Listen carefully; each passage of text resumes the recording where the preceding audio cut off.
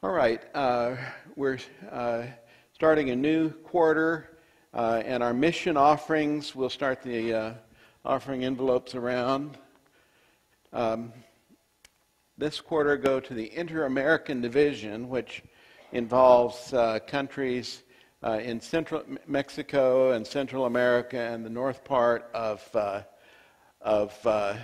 South America. And there are 3 projects: an evangelistic center, a church building at a university in Trinidad, and a community center at an Adventist hospital. So some important projects for us to help these people in these countries with our mission offerings. And every week, that big envelope that comes around, that is the primary means we have of giving to missions.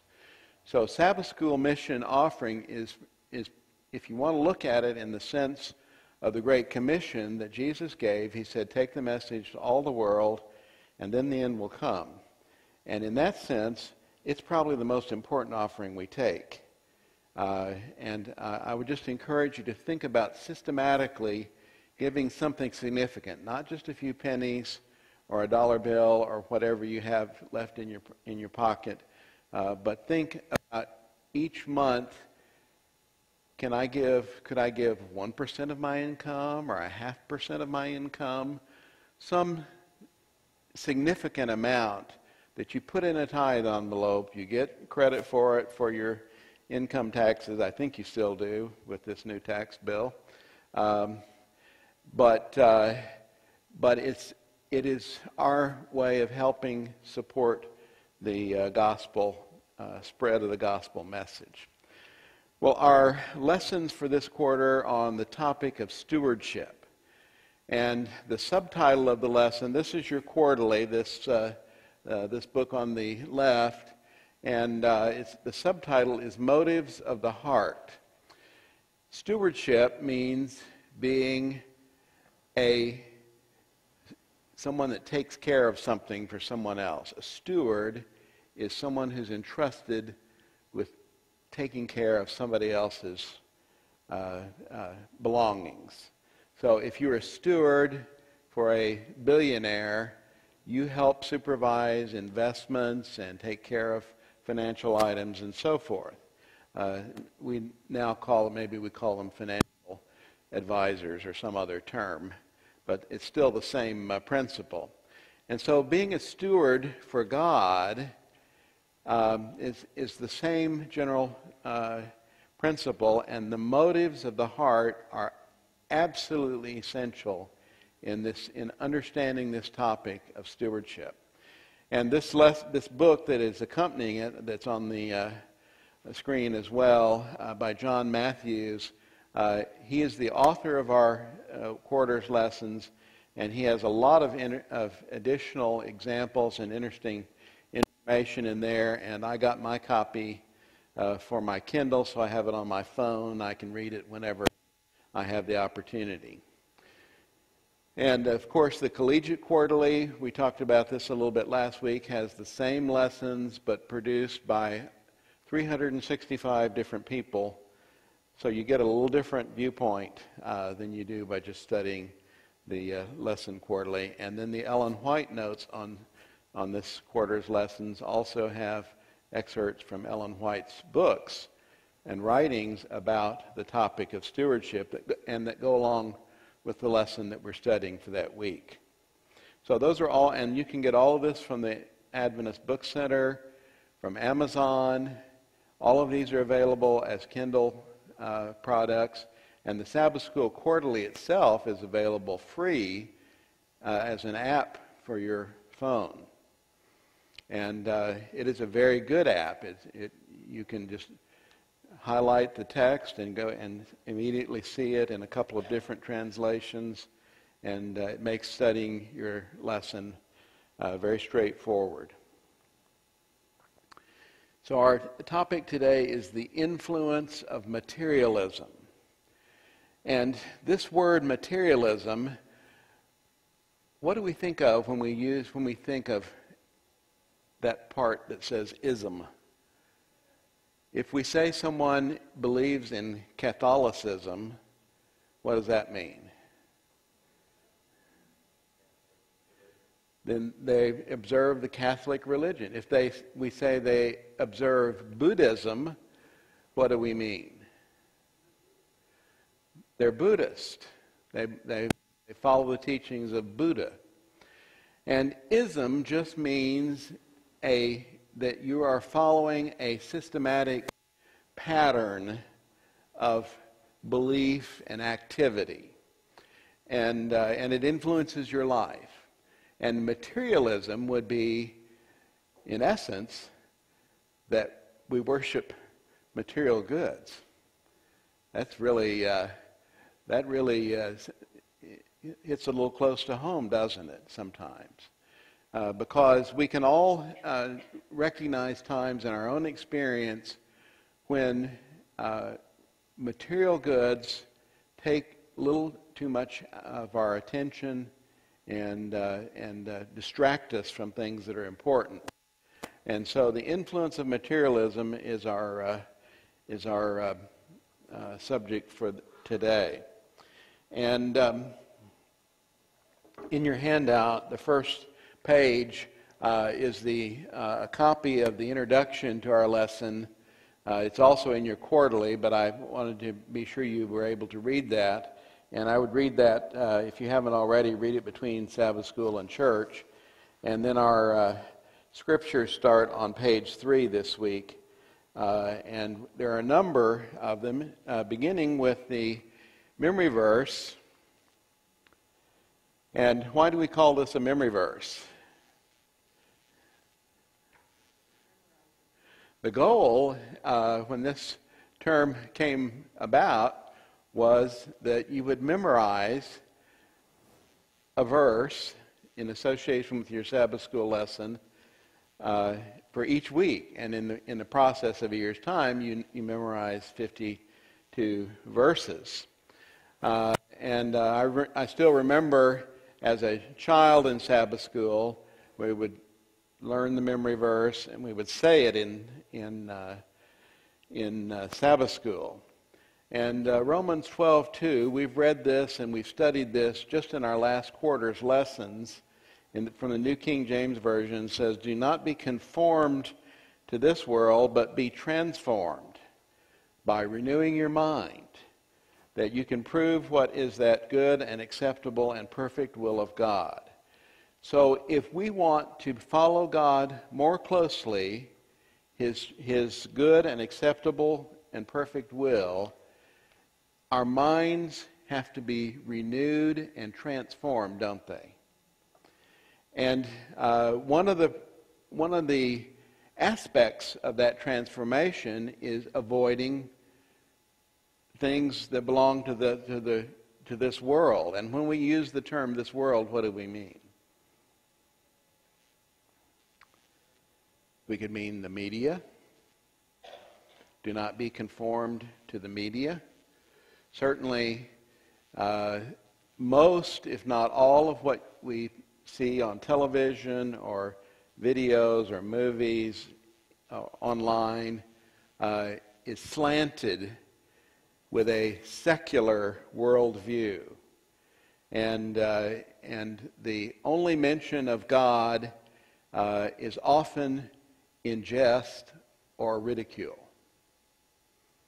And you can't help but be affected by the media if we expose ourselves to it. What is the old adage? By beholding, you become changed. That doesn't mean that it's something necessarily that you consciously say, I'm going to worship this. But if we concentrate on material things and on the things of this world, as Paul talks about here, then that's what our brain begins to think about, isn't it? Our brain is totally, it's governed by stimulus, isn't it? What comes into our eyes and our ears, our senses, is what gives the material for our brains to function on. And if we occupy ourselves with the things of this world, and by this world, that's kind of a shorthand that we've established to mean the things that don't belong to God. And by extension, we could say the things that belong to the devil, couldn't we? So if we allow ourselves to be conformed to worldly or satanic things, even if they seem innocent and harmless, we're less likely to have our minds transformed in accordance with the, as Paul says here, the good and acceptable and perfect will of God. So this would be a very good verse to memorize, wouldn't it? Yes. Do you think some people think that there are neutral, things, they're not God or the devil, and so they're just they're not going to have a negative influence on them? Okay, let's think about that question. She says, are there neutral things that don't belong specifically to God or to the devil? Can you think of something? Pardon? Okay. That would be kind of an attitude of neutrality, trying to be neutral, wouldn't you? You would say, well, I'm not going to take a stand for God or the devil. But in terms of things in this that are around us, what about food? Is that something that's good? But it can be bad, can't it? If we take too much of it, or we eat the wrong kinds of things, it's like, putting sugar in your gas tank. It's not going to work very good. Yes. Break it down simply. You say, okay, I'm not going to choose for God. Subconsciously, you're choosing for Satan. There it is. So, yeah. He says, if you say, I'm not going to choose to be on God's side, then actually you've made a choice, haven't you? You've chosen to be against God. And so therefore you're on the devil's side, whether you really are willing to admit it to yourself or not. And that's, as human beings, we have a very strong tendency, and I think that's due to what Paul talks about as sinful human nature or carnal nature. We have a very strong tendency as human beings to rationalize and to say that what we're doing is really okay, even if it's not. So I think this is the issue with the topics for this week, the influence of materialism. 1 John 2:16, for everything in the world, the lust of the flesh, the lust of the eyes, the pride of life, comes not from the Father, but from the world. The world and its desires pass away, but whoever does the will of God lives forever. And John is just kind of expanding on what we were talking about when we talked about not being transformed or not being conformed to the world and its mold. And if we resist the things of the world, then that puts us closer in line with God's will. And there are a couple of chapters in our lesson today from Luke 14, 26. Jesus tells his disciples that if you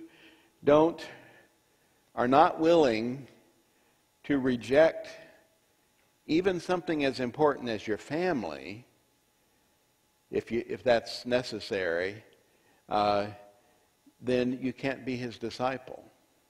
Now, Jesus is not saying that you should reject your family, but if they oppose you being his disciple, then you may have to you may have to live your life apart from them if you want to follow Jesus. Verse 27, whoever does not carry their cross and follow me cannot be my disciple. So he kind of uses this vivid part of the story of the crucifixion where Jesus had to carry his cross. Not only was he willing to die for us, he had to drag the thing up to Calvary. And I think that's to tell us that following Jesus is not always an easy road to follow. And it may involve our tastes and our purchases and our material goods being less than what the people in the world around us have, if that's what it takes to follow Jesus, and if that's what it takes to keep our eyes fixed on Jesus rather than on other things. We sing this song, "Turn your eyes upon Jesus," and then the song goes, "And the things of earth will grow strangely dim."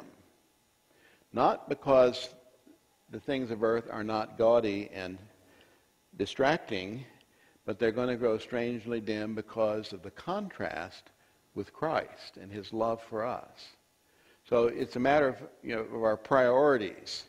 And so materialism is kind of the secular religion of following things rather than God. And so you can be a materialist, and many materialists are secular people, are atheists, but many materialists are also Christians. And you can see that would be then a problem if you're trying to be a Christian, but you're also trying to be a materialist and practice materialism. So because it creates a tension, doesn't it? It sort of pulls you away from God in a sense.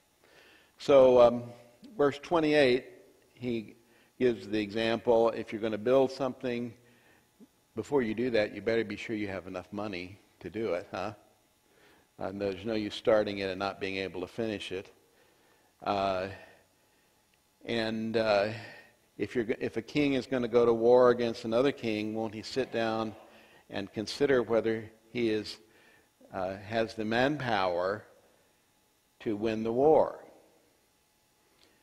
or whether the cost and the damage of a war is not so great that it would be better not to fight it. And that brings us to our current events with the situation with Korea. If we fight a war with Korea, it almost undoubtedly would involve atomic weapons.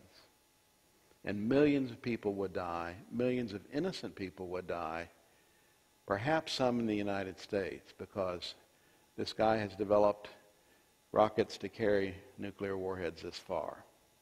Not dependably, but he might be able to get a few over here. And even one would be a terrible, even one warhead hitting the middle of Death Valley would wipe out Southern California. It wouldn't even have to hit a big city. So it's been so long since we've thought about these issues, we think, well, we'll stand up to this dictator in North Korea, and then we understand, when we think about it a little bit more, what a tremendous cost that would be, and we have to consider the cost. And in verse 33, Jesus says, "In the same way, those of you who do not give up everything you have cannot be my disciples." So if we're going to be doing things for God, our little theme for last year here in the church was all in. We have to really be all on God's side and do not reserve anything, hold anything back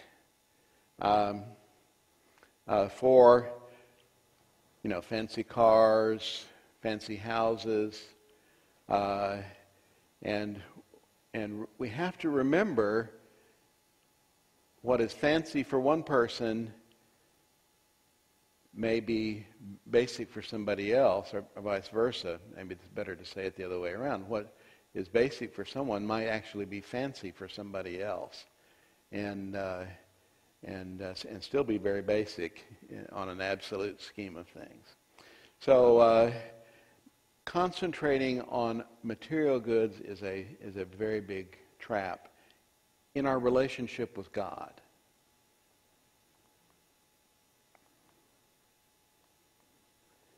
And then Luke 12, I think, is kind of the center of this lesson.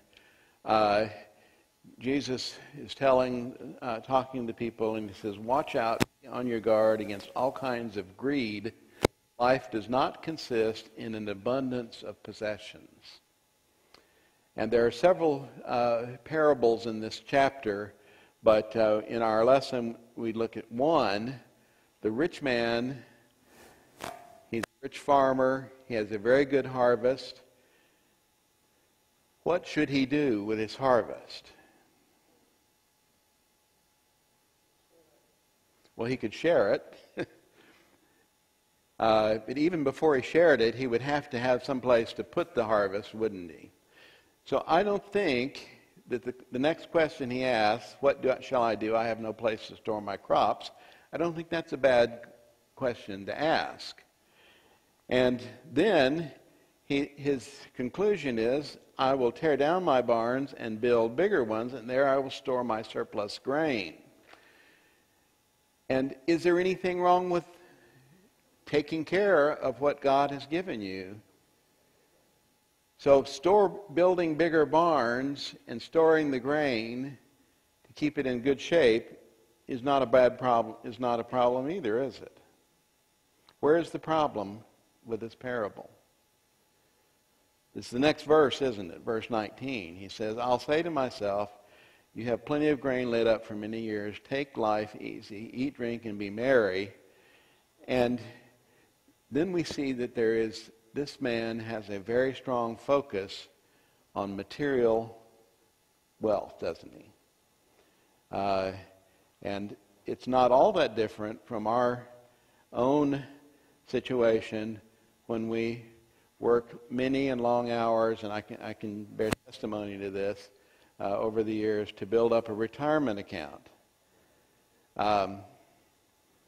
And just one little glitch in the stock market can make a lot of that go away. It's not something that's permanent or that is necessarily durable. And if during the time that we're working to build up a retirement account, we neglect God, we're involved in materialism, aren't we? It's a good idea to prepare, to provide for yourself when you retire, but we have to keep the balance, don't we? So verse 20, God says to him, you are not very smart. This very night your life will be demanded from you, then who will get what you have prepared for yourself? And this is true, isn't it? That when we die, not if, but when, we will no longer be able to use our material goods anymore, will we? Except for perhaps a casket. But we won't know we're using it in that situation. So it doesn't have to even be a fancy one. And we say, well, my children will get what I've accumulated. And that's true. But there is a problem, isn't there, with that sometimes? Children can receive money from their parents and develop a very bad syndrome of not wanting to work and take care of themselves. So this idea of materialism is very flawed. It only has temporary benefits or validity, and when it's all said and done, it's a dead end, isn't it? Literally. So verse 21, he says, this is how it will be with whoever stores up things for themselves, but is not rich towards God. And what does he mean when he says not that if we keep things for ourselves, we're not rich towards God?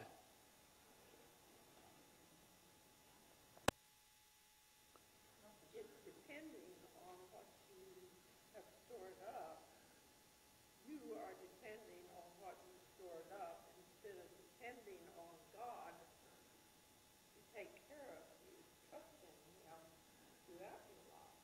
So you've heard the expression, lay up for yourselves treasures in heaven, not here on earth. And what does that mean? To devote your resources to God, doesn't it? We're not going to send our resources to some other planet, but we give our resources to God's work, to helping other people. And by doing those things, we're laying up for ourselves treasures in heaven, yes. Yeah, I think, you said earlier you built up your retirement, but every day we should be building up our retirement with God. There you go.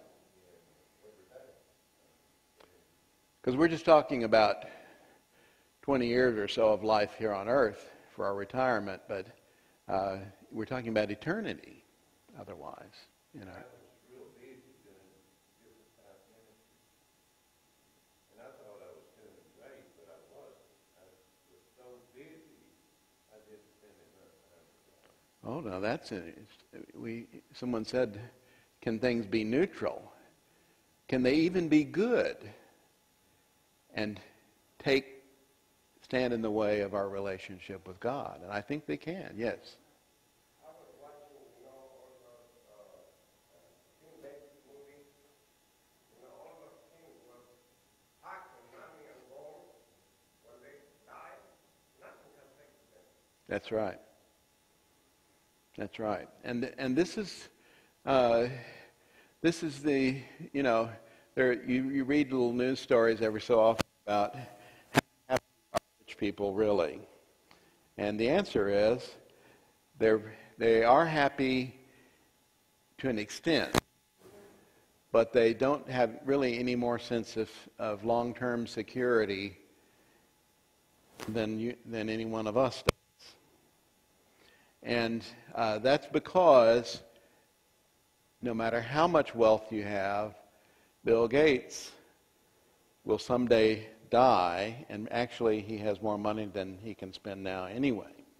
So it's not really providing him that much benefits, except as he gives it away, which I'm sure does give a very big sense of satisfaction. And if we're giving our resources to God, think of the satisfaction we get from that. Well, I didn't realize our time was moving so fast. 1 Timothy says, the love of money is a root of all kinds of evil. It's not money that's the root of evil, it's the love of money. And we could expand that to say, instead of God. And in the book that goes along with our lesson, he brings up the term life management as a more modern description of what stewardship is. Stewardship is a lot more than just how we manage our money. It's really how we manage our lives. And Clayton Christensen wrote a book called On Managing Yourself, and he's a businessman. This is a book for business people to help them have more control over their lives. Not necessarily from a religious perspective, but I think that's really what we're talking about here, isn't it? And Francis Schaeffer, who is a Christian theologian, wrote a book, How Should We Then Live?, which was developed into a number of videos and really demonstrates the direction that modern society is taking away from God and the effects it's having on us, which is a bad effect. And this is the question, how then should we live? How should we manage our lives? Not how much should I give to God? How much should I keep for myself? It really comes back down to our relationship with God. And read this verse from Deuteronomy between Sabbath school and church. You'll have a little time there. Jesus said, I'm the vine, you are the branches. you cannot really do anything apart from me, he says. And read this quotation from Desire of Ages about this, that if we consent, Christ will so identify himself with our thoughts and aims, so bring us into conformity to his will, that when obeying him, we shall be but carrying out our own impulses. And unfortunately, as Christians, it's not that way too much, isn't it? Our impulses are not lined up with God, and that really is our goal as Christians. Brandy, can you come up for just a minute? We've been talking over the last several quarters about reaching out to the community, and Brandy has come up with some possibilities for our class to do that. Yeah, I think I'm not 100% sure if it's. Okay, I'll just correct my words. Good morning. I came up a few Sabbaths ago and talked about our mission outreach, how we can get outside of these walls and touch people's lives. So we have our first opportunity. We're looking for 12 people that can volunteer a few hours on January 20th. We have a slot to go help out at the day center, working in their clothes closet, helping with packaging toiletries, amongst other things. So we're looking for 12 people to come with us to help. I think this would be a really awesome opportunity. So I'm going to pass these two clipboards around, and if you'd like to sign up to come help, please put your name and your number, and then I'll get in contact with you. And do not let the clipboard sit on the pew. Get it to the person in the row behind you. They have to keep moving or they don't do any good.